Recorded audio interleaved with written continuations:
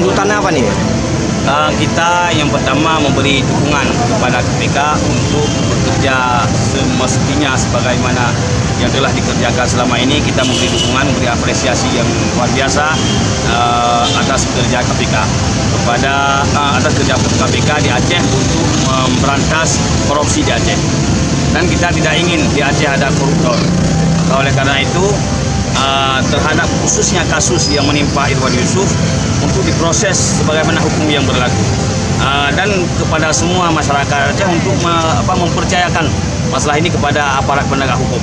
Jadi jangan ada yang melakukan aksi-aksi seperti aksi yang dilakukan selama ini, yaitu untuk protes KPK, menuntut agar KPK membebaskan Irwan Yusuf dan kawan-kawannya.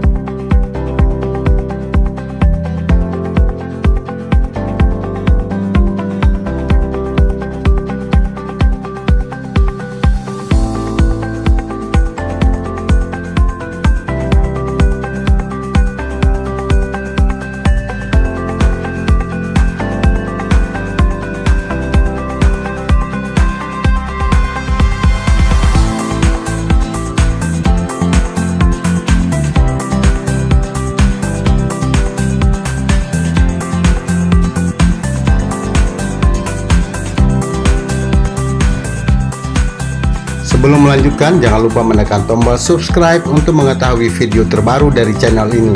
Kamu punya waktu 5 detik untuk menekan tombol subscribe.